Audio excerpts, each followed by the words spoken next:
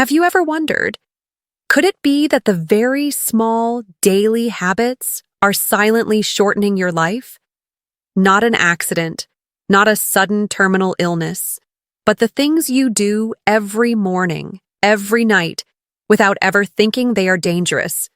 Sitting too long, forgetting to sleep, or saying I'm fine and skipping a doctor's appointment. The scariest thing is not death, but living a life that is unhealthy, unhappy, not alert enough to hug the people you love. I want to tell you about Henry, a 79-year-old man from a small town in Iowa. He used to think, I've lived enough, now I just need to rest. But then, after being hospitalized for dehydration and high blood pressure, he realized, living long doesn't mean living enough. Only by living well can I truly live fully. We can't turn back time, but we can always start over, today, with very small changes. In this video, we'll explore 10 common but extremely dangerous habits that many seniors maintain every day without realizing it. Not to scare you, but to help you, or your loved ones, take back control of your health, clarity, and joy of life. Some of these things may surprise you. Here are some other things that might make you think, I'm still doing that. Stay until the end of the video, because the last 3 parts might change the way you look at aging and life itself. Now, right finger, join me on my journey to living longer, living healthier, one step at a time. There's an old American joke, if I don't go to the doctor, there's nothing to detect. It sounds funny, but perhaps it's also the true thought of many people. Bill, 73, lives with his wife on a small farm in Kansas.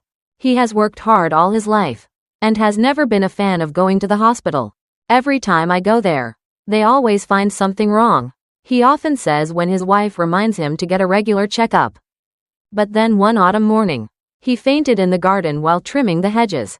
After being admitted to the hospital, doctors discovered that he had high blood pressure and mild signs of heart failure, something that, if detected 6 months earlier, could have been completely controlled with lifestyle changes.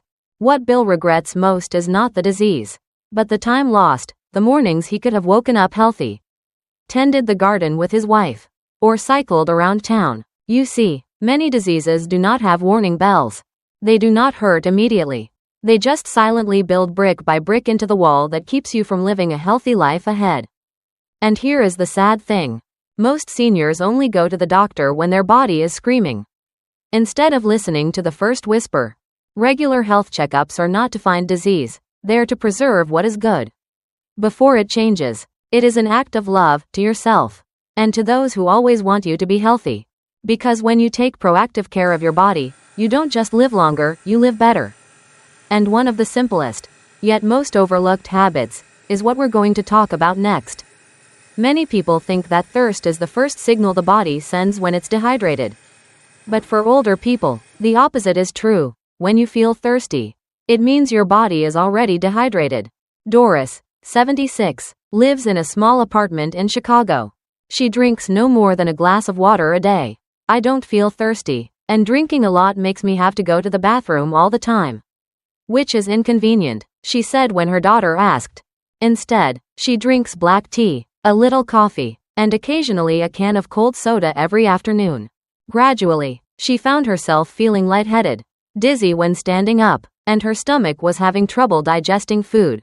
But she still thought, it's probably just age. Until one day, when she went for a routine blood test, the doctor told her that she was showing signs of chronic dehydration, affecting her kidneys, memory and blood pressure. The doctor said, your body is like a car that is running but lacks lubrication. The machine does not break down immediately, but it wears out every day. Indeed, water does not only quench thirst, it operates all vital functions, from blood circulation, digestion, metabolism to regulating body temperature and lubricating joints. Lack of water does not cause pain, but it silently makes you more tired, your skin drier, your mind slower, and most importantly, when you do not have enough water, your body's ability to heal itself and fight disease is greatly reduced. If you do not like drinking plain water, try warm water with lemon slices, unsweetened juice, or add a few slices of cucumber to your water bottle every morning. Fruits with high water content such as oranges, watermelon, pineapple, are also great, natural glasses of water. Drinking enough water is not a burden, it is a gift you give yourself every day. And sometimes, maintaining the seemingly simple things is the foundation for long-term health. So, don't wait until you are thirsty. Learn to listen to your body sooner. And if water is the source of life, then food is the message you send to every cell in your body. Join me in discovering the next dangerous habit, seemingly convenient, but is causing health disorders from the inside. Lorraine, 81, was once a respected home cook. In the 1950s, she was known throughout her Michigan neighborhood for her homemade honey-roasted meats and fresh-baked yeast bread every weekend afternoon. But now, living alone since her husband died, she rarely touched the stove. Breakfast was a bagel, lunch, a tray of frozen lasagna cooked in the microwave, dinner, maybe a packet of cup noodles, just add boiling water and it's done. I don't need to cook for anyone else anyway, she said. I don't have the energy to stand around the stove for long. Sounds reasonable, right? But her body began to speak up. Indigestion, weight gain, persistent joint pain, and then her blood pressure suddenly skyrocketed even though she wasn't eating much. Doctors warn, preservatives, hidden sugars, salts and saturated fats in packaged foods are disrupting her entire hormonal balance. The scariest thing? Lorraine never felt sick until she felt not herself. You see, the human body doesn't just digest food, it talks to it. Every ingredient you put in your mouth sends a signal to your immune system. Your heart, your brain, your liver, your kidneys, your skin, your joints. A soft, ripe avocado can soothe arthritis. A can of canned soup can send your blood pressure soaring all afternoon. We don't have to become chefs to eat healthy. A hard-boiled egg, a bowl of oatmeal, a plate of steamed vegetables and a few slices of lean meat. Simple, quick, and your body will thank you soon after. And when you eat something real, your body gets to live real too. So next time you pick up your favorite canned food, ask yourself, is this feeding me, or is it just filling a void? Because eating is more than just fuel. It's also a way to say to yourself, I deserve to be cared for. And if our meals speak to how we treat ourselves, then how we spend our days with others says something even deeper, whether we're still connected to life. Charles, 82, was once a well-known watchmaker in Denver. He spent his entire life at his desk, in a small shop that was always filled with the laughter and chatter of customers who came by. But since his wife died and the shop closed due to old age, the house has become unusually quiet. Day after day, he wakes up early, makes a cup of coffee, quietly reads the newspaper, and sits for hours staring out the window, waiting for whomever. No one to talk to. No one to ask, how are you today? He didn't feel sad, but he didn't feel happy, either. Everything seemed to drift along like a song without a climax. Until he started to forget things, eat irregularly, and feel more lethargic every morning than the day before. People often think of loneliness as an emotional thing. But the truth is, loneliness affects your body just like smoking. Just like obesity, and is even more dangerous if it persists. It increases stress hormones, slows down the immune response, affects sleep, memory, and even the ability to recover from illness. And worst of all, it happens silently. No noise, no warning, just you slowly feel yourself fading away from your own life. When his doctor suggested that Charles try a reading group at the local library, he laughed it off, but after the first reluctant visit, he started to come back. Just one retelling of a favorite novel, one listening, one calling by name, was enough to warm his heart. Connection doesn't have to be big parties or bustling meetings. Sometimes it's just a greeting from a neighbor, a short call to a nephew, or a sincere question, how are you, and listening to the answer.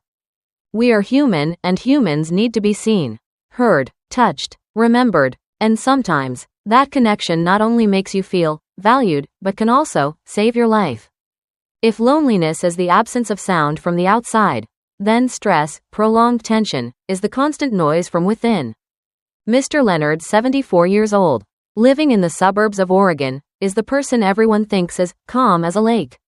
He never complained, never got angry, and always smiled. But inside, it was a different story. He lived with his wife but had many worries, medical bills, unpaid loans, worries about his youngest child not having a stable job, and then recently, There was a vague feeling of imminent illness, even though there was no clear diagnosis. During the day, he still tended to the bonsai trees on the porch. At night, he tossed and turned for hours, his heart beating fast, sometimes with a sharp pain in his chest. But he hid it. He didn't want to cause trouble. One morning, Mr. Leonard broke out in a cold sweat in the middle of his daily walk. After testing, the doctor told him he had signs of persistent high blood pressure and cortisol levels, the stress hormone, that were above the allowable threshold. You know, stress doesn't always come in a storm. Sometimes it comes in like a trickle from a faucet, small but constant. Your body remembers every time you try to suppress your emotions. Every time you say, "I'm fine," while your mind is in turmoil. Your nervous system is still working overtime. Your heart is still working hard. And your stomach is still slightly constricted. Over time, this leads to chronic fatigue, back and neck pain, insomnia, and a weakened immune system. The good news is, stress is not an inevitable enemy. It's a friend who needs to be understood and soothed. When Leonard was advised by his doctor to write in a journal every morning, just 10 minutes to write down his worries, he felt a surprising sense of relief. He also started meditating for 5 minutes every night, and after a month, his blood pressure began to stabilize. Interestingly, he started laughing more genuinely. You don't have to be strong all the time. In fact, admitting that you're stressed is a sign of someone who knows themselves best. You deserve a peaceful mind, because only then will your body truly rest. And if the mind is the starting point of recovery, then sleep is the most important stop that we often pass by. Ruth, 77, used to be an elementary school teacher in Virginia. She always lived a neat and orderly life. But after retirement, her life changed. No more alarm clock every morning. No more lectures to prepare every night. She started staying up later. First, she read until 11 o'clock. Then she watched a few episodes on Netflix, just one more episode. Gradually, she slept only 4 to 5 hours a night. I don't need much sleep anymore. I'm old, she kept telling herself. But then she started forgetting where she put the keys. She was confused in the kitchen. She couldn't remember if she was boiling water or had turned off the stove. And most frightening of all, she felt tired all the time but couldn't sleep deeply. Her neurologist told her, chronic sleep deprivation was affecting her memory, emotions, heart and endocrine system, without her realizing it. You see, sleep is not just rest, it is the body's self-healing process. During deep sleep, the brain cleans the protein plaques that can cause Alzheimer's. The heart is relieved, hormones are rebalanced, and cells are repaired and renewed. When you don't get enough sleep, everything goes quietly wrong. Memory is impaired, blood pressure rises, emotional control is weakened, and immunity is significantly reduced. A common mistake is to think that just catching up on sleep afterwards is enough. But sleep isn't a bank account that you owe money to and then pay back. Sleep needs to be regular, like breathing, like your heartbeat, every day. Once she understood, Ruth began to make changes. She set her lights to turn off at 9:30 p.m., dimmed the blue light, and listened to soft meditation music before bed. In just 2 weeks, her memory improved significantly, her mood improved, and she woke up every morning with a smile. You deserve to sleep well. You deserve to wake up with a healthy body, a clear mind, not just to live more years, but to live more joy.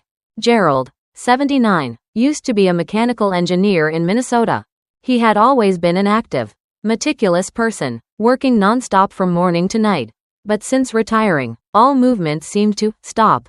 Every day, he spent hours in an armchair near the window, where the midday light was just enough for him to read the newspaper, watch his favorite show, and then fall asleep without realizing it. My body is fine, he thought, but after a few months, he felt his back was stiffer. His knees were starting to ache. And most importantly, he no longer felt agile. A routine checkup showed no serious illness, but warned, your body is in a state of chronic inactivity, and that can accelerate aging more than any disease. Sitting for long periods of time, especially sitting continuously for more than 60 minutes without changing position, slows down blood circulation. Muscles gradually atrophy, and joints become less flexible.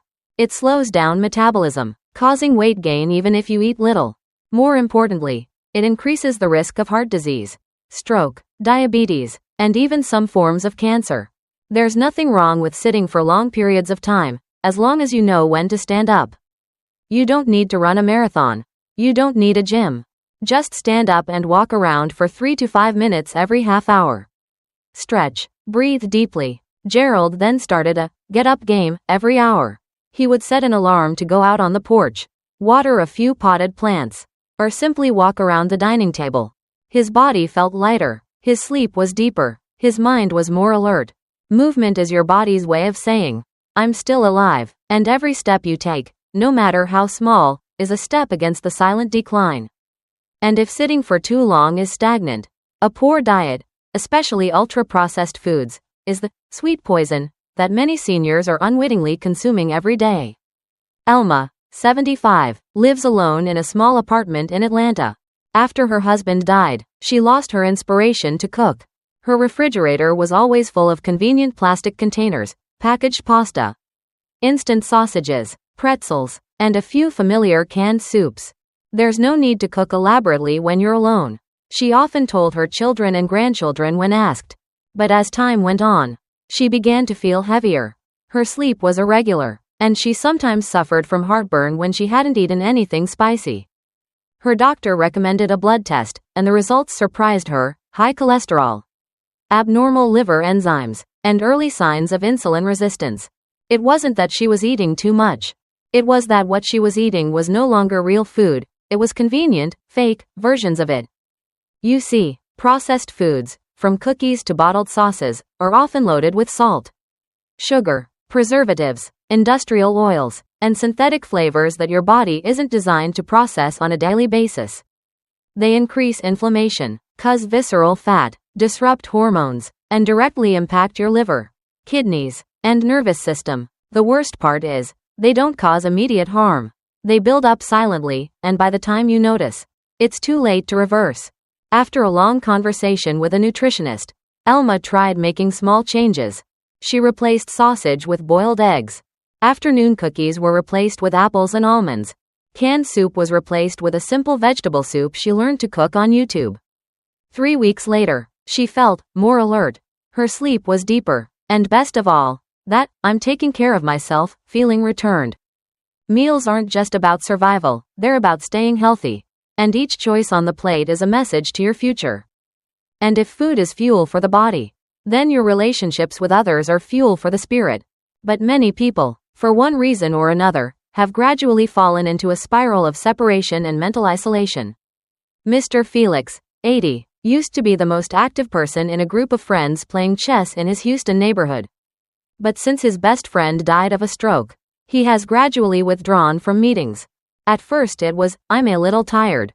Then, it's too cold, and finally, silence. His daughter calls often, but the conversation always ends with, nothing new, honey, I'm still the same. Mr. Felix is not sad. He is not angry with anyone. It's just, he feels like he has nothing left to say. No one really needs him to say it. The world around him continued, but he drifted away from it, little by little, in silence. One morning, he went to the doctor because he felt inexplicably lethargic. The results showed no serious problems, but when asked about his mood, he answered honestly, I don't feel sad, but I don't feel happy either. I just don't feel anything.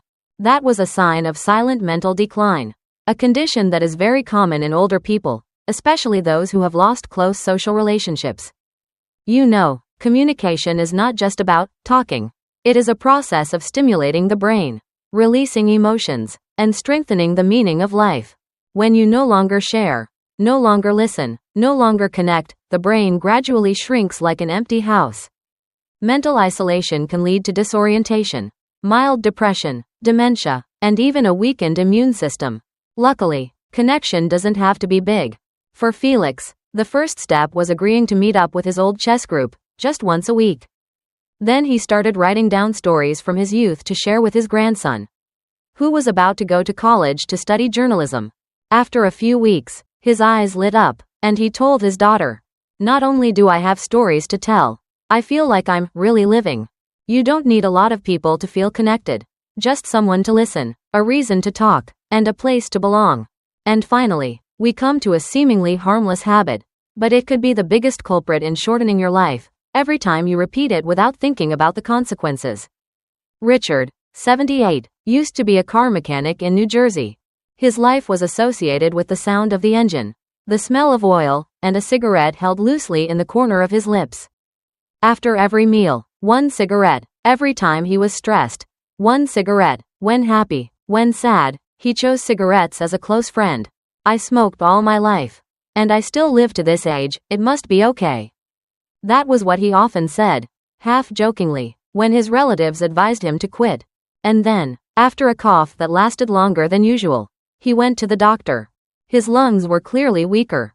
The doctor advised him that if he continued smoking, he would lose the ability to move within the next few years. At that moment, Richard suddenly realized, it wasn't that he was still alive after many years of smoking, it was that he had given up too many things to live until now. You know, smoking and drinking, even a little bit a day, are the most silent destroyers. Because they don't kill you right away. They take away from you healthy breathing, deep sleep, stable memory, clear skin, and the clarity needed to enjoy old age. They make your heart more tired, your liver more stressed, and your brain slower without you even knowing it. Worse yet, many older people think it's too late to quit now. But that's the biggest mistake. Science has proven that, after 20 minutes of quitting smoking, blood pressure and heart rate begin to stabilize. After 3 months, lung function improves significantly. After 1 year, the risk of heart disease is reduced by nearly half.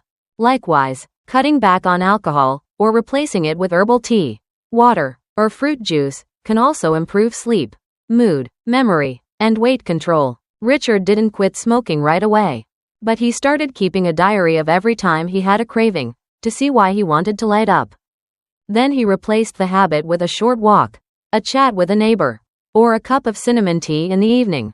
A year later, he sat on his porch, took a deep breath, no smoke, no cough, and smiled. Now I'm truly alive. Long-standing habits can be hard to break, but it's never too late to choose a different path. A path where you can live longer, healthier, and more peacefully. And you know what? The fact that you're even listening this far tells me you're not indifferent to your health. You care, you want to change, and that was the most important first step. If you've made it this far, I want you to pause for a breath and ask yourself, how many of these 10 habits do you carry with you every day? And what would happen if you chose to let go, just one of them, starting today? You don't have to change everything overnight. You don't have to become the perfect version of yourself. You just have to take small steps towards the life you deserve. A glass of water instead of a soda. A break from watching TV. A quick phone call to an old friend. A home-cooked meal, no matter how simple. A night of going to bed earlier. A deeper breath. It's those little things, when repeated, that will be the reason you'll be there for the next birthdays. The warm conversations. The peaceful afternoons with your loved ones. Old age is not the beginning of slowing down. It's an opportunity to live more authentically, more deeply, and more intentionally. You still have time. You still have choices. And you deserve healthy, meaningful years ahead. Sparkles, if you found this video helpful, leave a comment. Push pin, which habit would you start changing? Speech balloon, and if you know someone, a parent, grandparent, loved one, who needs to hear this, share this video with them. You might be helping them live longer and better. Bellhop bell, don't forget to like, subscribe, and turn on notifications so you don't miss out on the next meaningful content. Thank you for listening, with all your heart. And remember, choosing health is choosing more time to love, to live, and to have no regrets.